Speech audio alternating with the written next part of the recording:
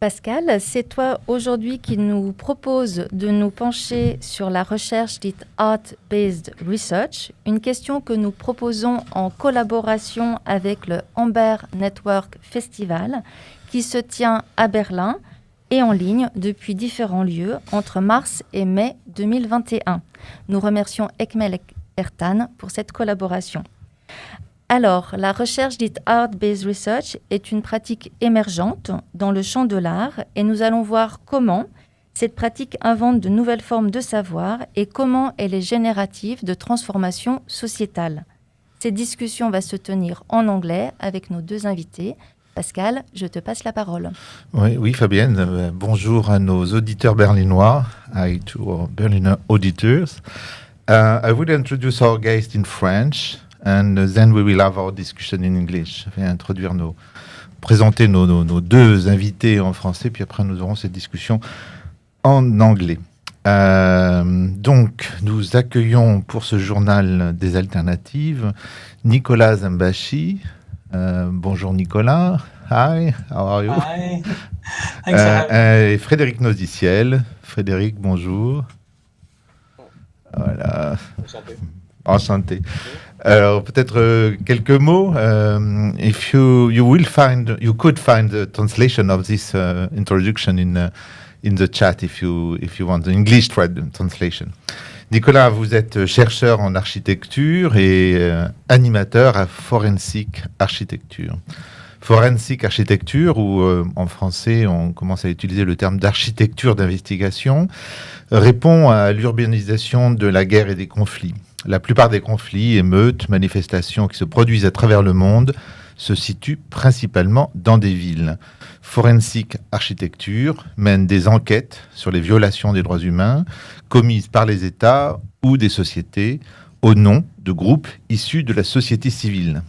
Basée à Londres, Forensic Architecture est une équipe interdisciplinaire composée d'enquêteurs comprenant des architectes, des universitaires, des artistes, des cinéastes, des développeurs de logiciels, des journalistes d'investigation, des archéologues, des avocats et beaucoup de différents chercheurs de différentes disciplines artistiques. Merci Nicolas, encore.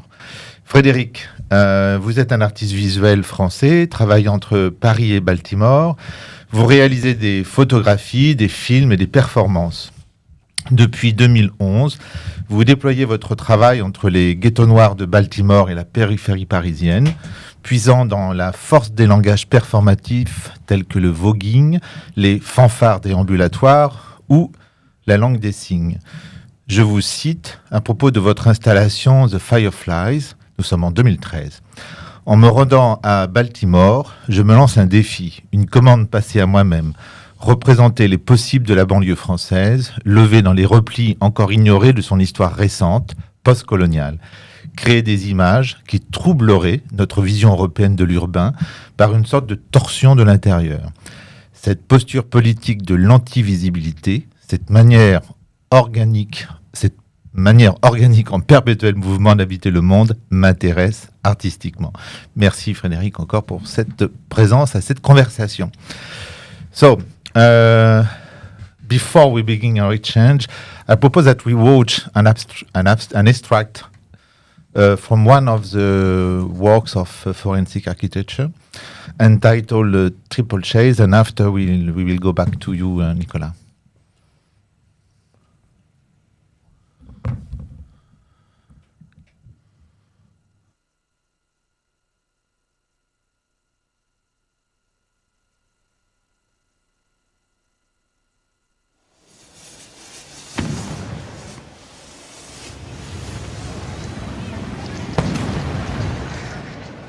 On November 25th, 2018, U.S. agents fired tear gas at migrants on the Tijuana-San Diego border. The tear gas was manufactured by the Safariland Group, owned by Warren B. Kanders, the vice chair of the Board of Trustees of the Whitney Museum of American Art, which commissioned this work.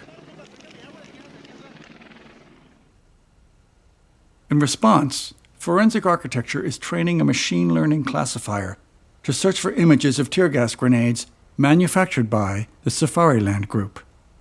We took as our test case the Triple Chaser tear gas grenade manufactured by Defense Technology, a subsidiary of Safariland.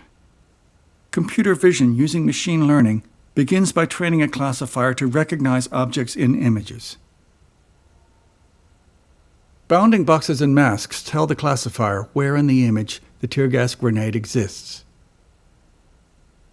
This process usually requires a training set of thousands of images, but we were only able to identify fewer than 100 images of the triple chaser online. So, we set out to create a synthetic training set. We reached out to activists to find and photograph triple chaser grenades. An insurance claims adjuster named Mikol sent us this video from Tijuana. And artist Emily Jassir sent us this from her Bethlehem Art and Research Center, probably the most tear-gassed artist residency in the world.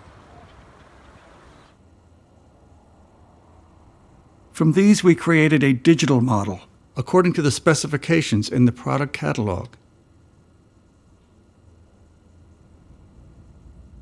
We recreated all the permutations of triple chaser branding around the world.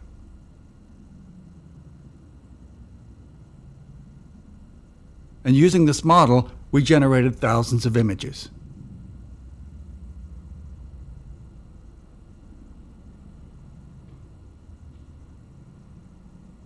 We set the model against bold patterned backgrounds to ensure that the classifier learns to identify the grenades, rather than the common elements of the backgrounds in which they often appear. We used colored masks to tell the classifier where the grenades are in the image. We also placed the model in photorealistic environments. In 2016, Warren B. Kanders gave $2.5 million to the Aspen Music Festival. In thanks, the festival renamed the Sunday concert series in his honor, the inaugural evening of which began with a performance of the Four Last Songs by Richard Strauss.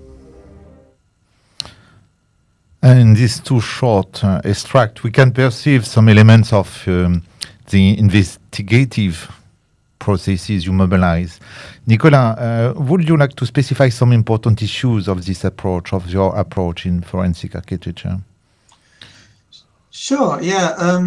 So first of all, I'd like to say that was what you just saw was basically the second project in our endeavors to use machine learning as an investigative tool.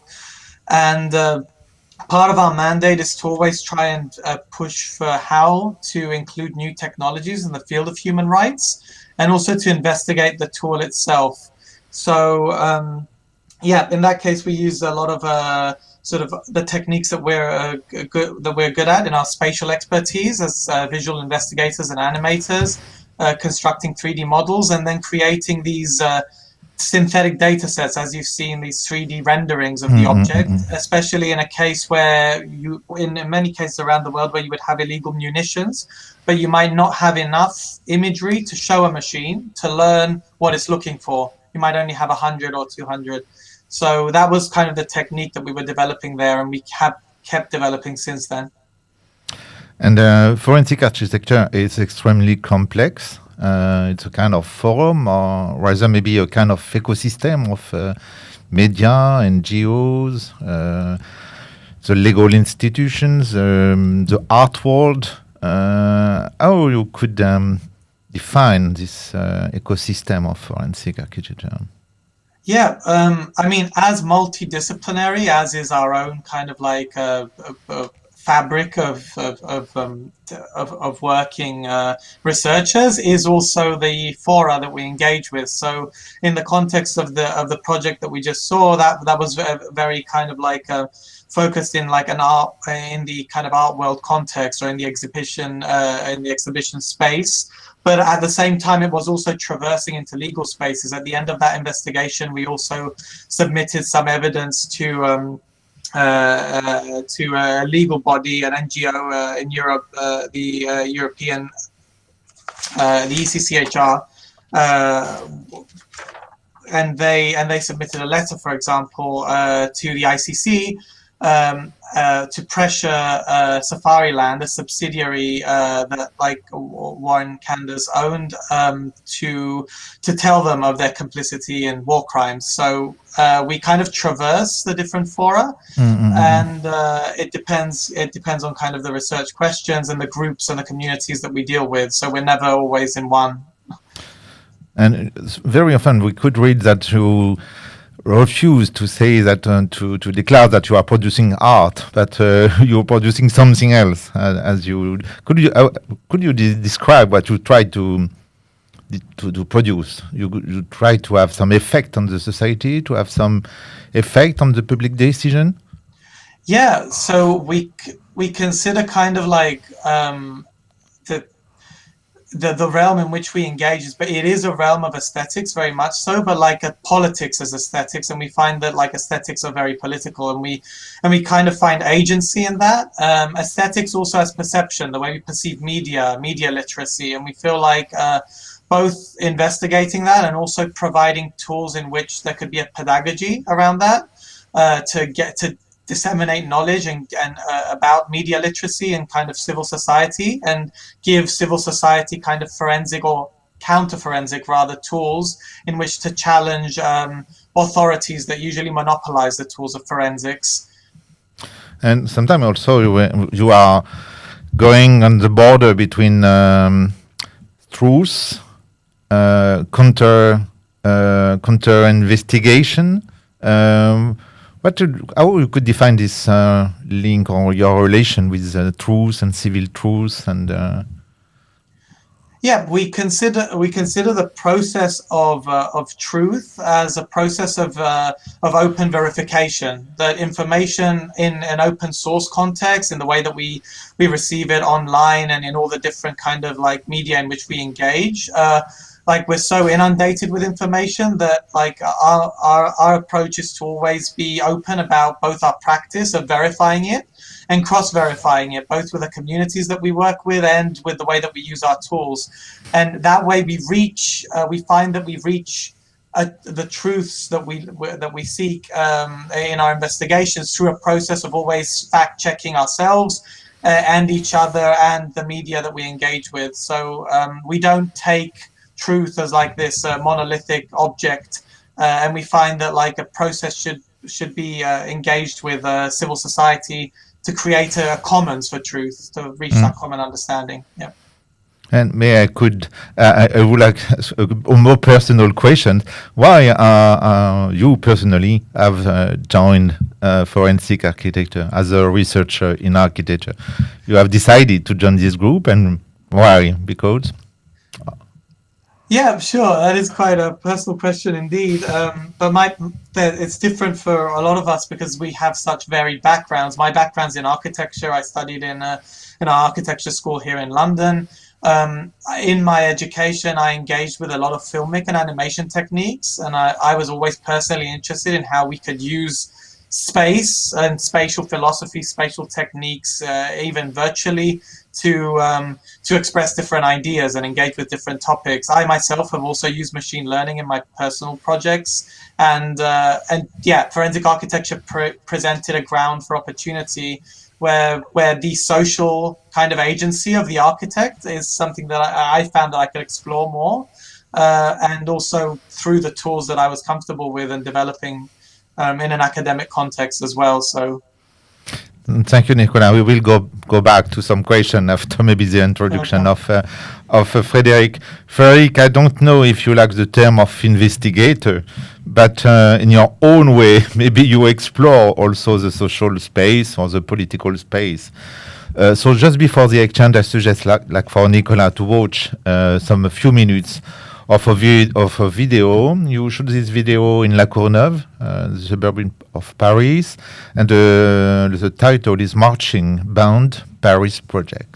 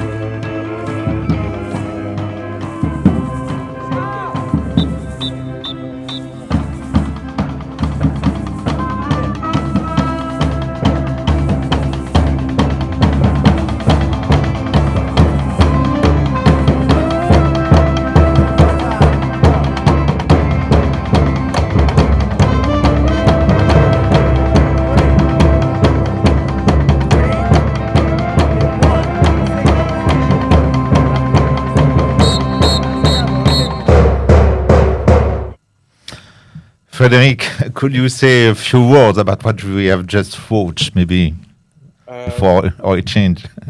Yeah, the film and the work is already 6 years old almost, and it's the start of a very long adventure that still is going on. That makes me think about what is a generative practice as an artist. It's a marching band in the sense of the marching band units that you find in the neighborhoods in the city like Baltimore, which is not a university marching band.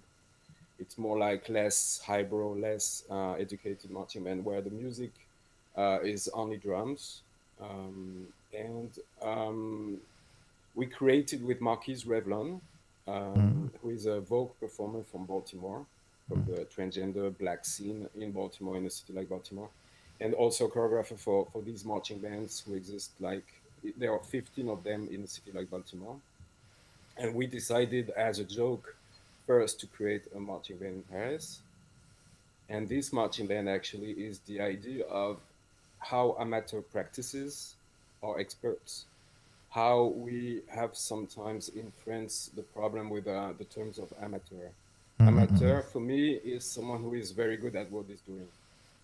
He has a knowledge that maybe sometimes is not academics, but there is a transmission from generations to generations to generations, like voguing, marching band, all these urban ideas are maybe 100 years old already, even more. And we kind of lost